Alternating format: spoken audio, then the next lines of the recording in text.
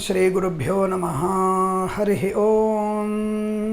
सर्वमङ्गलमाङ्गल्ये शिवे सर्वार्धसाधिके शरण्ये त्र्यम्बिके गौरी नारायणि नमोऽस्तुते। श्रीराम राम रामेति रमे रामे मनोरमे सहस्रनाम तत्तुल्यं रामनाम वरानने। अंदरिकी नमस्कारं। Welcome to our channel. మన ఛానల్ని సబ్స్క్రైబ్ చేయండి. అనేకమైనటువంటి విశేషాల గురించి తప్పకుండా మనల్ని ఫాలో అవ్వండి, షేర్ చేయండి, లైక్ చేయండి. ఈ రోజున కొంతమంది మిత్రులు అడిగినటువంటి ప్రశ్నలకి సమాధానం. శ్రావణ మాసం యొక్క విశిష్టత ఏమిటి అని అడుగుతున్నారు. చాలా ఛానల్స్లో చెప్పి ఉన్నాను. సరే, మన ఛానల్లో కూడా మరి విశేషాలు చెప్పుకోవాలి కదా.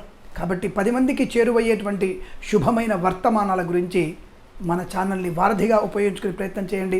ఈరోజు మనము శ్రావణ మాసం యొక్క విశిష్టత ఏమిటి అనే ప్రశ్నకి సమాధానం. ఇది శివ విష్ణు పరివారాల యొక్క మాసం. ముఖ్యంగా ఇది స్త్రీ మాసం, స్త్రీమూర్తుల మాసంగా చెప్పబడింది. అలాగే ఈ రోజున ఈ మాసంలో చాలామంది తెలియదు, ప్రతిరోజు పండగనే ఉంది. శ్రావణ మాసం ఈ ప్రారంభమే ఈ యొక్క ఈశ్వరుడి యొక్క అనుగ్రహం పొందుకునేటువంటి సోమవారంతో ప్రారంభమవుతుంది. మధ్యలో మనకి దామోదర ద్వాదశి, ఇది ఇంకా విశేషం. అంటే ఈ 16వ తేదీ ఆగస్టు రోజున వచ్చేటువంటి వరలక్ష్మి వ్రతం రోజునే పుత్రదైకాదశి అంటారు. అంటే పుత్రదా ఏకాదశి, పుత్ర సంతానం పొందుకునే నిమిత్తమై మీరు చేసినటువంటి ప్రయత్నాల కోసము విష్ణుమూర్తిని ఆరాధించేదే ఈ పుత్రదా ఏకాదశి. ఈ వ్రతాన్ని ఎవరైతే తప్పకుండా ఆచరిస్తారు, విష్ణు పూజ చేస్తున్నారు, తులసి దళాలతో ఆ విష్ణుమూర్తిని మనం అర్చన చేస్తున్నాము, వారందరికీ కూడా తప్పకుండా పుత్ర సంతాన ప్రాప్తి పొందుకునేటువంటి అవకాశం ఖచ్చితంగా ఉంటుంది. ఇందులో సందేహం లేదు. అలాగే మనకి ఈ మాసంలో శ్రీ వెంకటేశ్వర స్వామి వారి యొక్క వ్రతం కూడా ఉంది. అంటే మనము జ్యోతి స్వరూపంలో నామాలు పెట్టి వెంకటేశ్వర స్వామి వ్రతాన్ని కూడా ఆచరించవచ్చు. వెంకటేశ్వర స్వామి కథను కూడా మనము ఆ రోజులలో వినాలి. అందులో విశేషంగా మీరు 24వ తేదీ, ఆగస్టు 24వ తేదీని ఖచ్చితంగా వెంకటేశ్వర స్వామి వ్రతాన్ని చేయండి.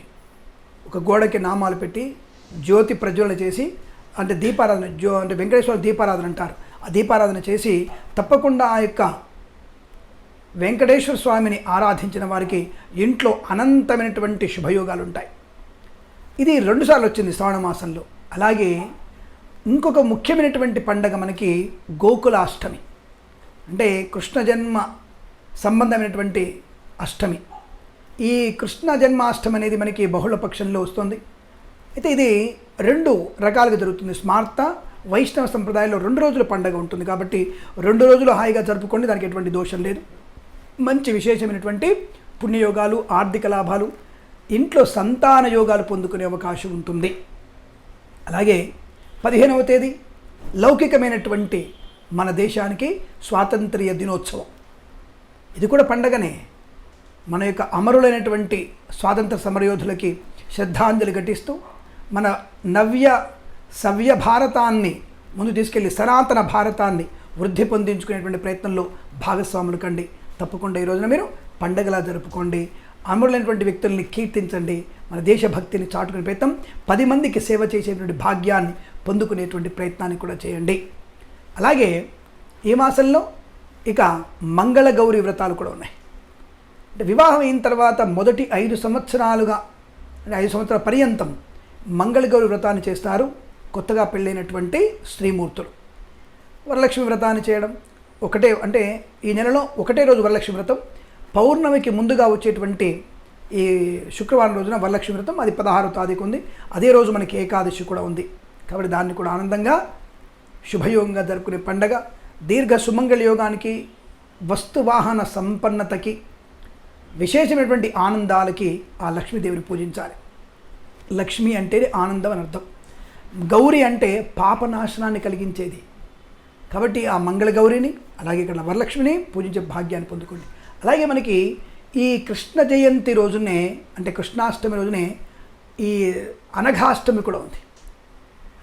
ఈ మధ్యలో మనకి మొదటి వారంలోనే మనకి ఈ అంటే వికారమైనటువంటి దిగంబర రూపమైనటువంటి దత్తుడి అవతారం, అంటే అఘోర రూపమైనటువంటి అవతారం, అంటే ఒక రకమైనటువంటి జుగుప్స కలిగించేటువంటి అవతారంలో ఉంటాడు మనకి దత్తుడు.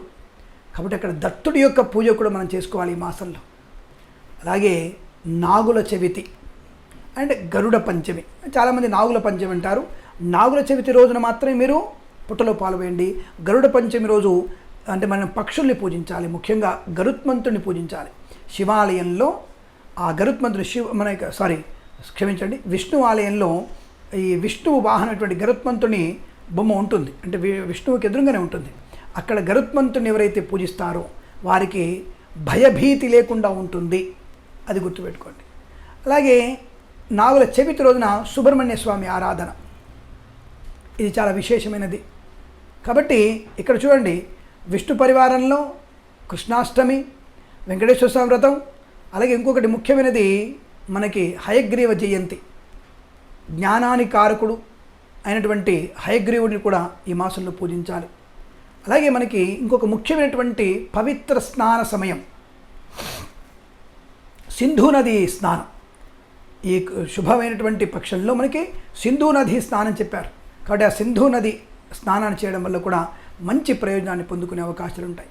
ఇలా ప్రతిరోజు కూడా ఒక్కొక్క రోజు ఒక్కొక్క విశేష పండగ చెప్పవచ్చును. అలాగే ఒక్కొక్కసారి మనకి 2 పండగలు ఒక్కొక్కసారి వచ్చాయి, అంటే ఒక రోజు 2 పండుగలు వచ్చాయి. మంగళగౌరి వ్రతము, అలా వెంకటేశ్వర వ్రతము, అనఘాష్టమి, కృష్ణాష్టమి, పుష్కర యోగం, అలాగే దిగంబరావతార దత్తాత్రేయ స్వరూపం, ఇలా అలాగే మనకి స్వామివారి యొక్క అమ్మవారి వ్రతము, స్వామివారి ఉపవాస ఏకాదశి వ్రతం, పుత్రద ఏకాదశి, ఇలా 2 పండుగలు కలిసి వచ్చేటువంటి విశేషమైనటువంటి అలభ్యమైనటువంటి శుభయోగాలు ఉన్నాయి. అలభ్యమైనటువంటి శుభయోగాలు ఎప్పుడు అలా కలిసి వచ్చే అవకాశం కష్టం, కానీ ఈసారి అలా కలిసి వచ్చినటువంటి అవకాశాలు ఉన్నాయి. కాబట్టి తప్పకుండా ఈ మాసంలో మీరు అనుకున్నటువంటి ధనాన్ని, ఉద్యోగాన్ని, విద్యలో రాణింపు కోసం ప్రతిరోజు కూడా మీరు ఒక్కొక్క దేవుని ఆరాధన చేయండి, ప్రశాంతంగా ఉండండి, ప్రతి దేవతల్ని ప్రసన్నం చేసుకునే ప్రయత్నాన్ని చేయండి. అలాగే ఇంకొకటి, ఈ మాసంలోనే సంకష్టహర చతుర్థి కూడా ఉంది బొజ్జయ్య కోసం.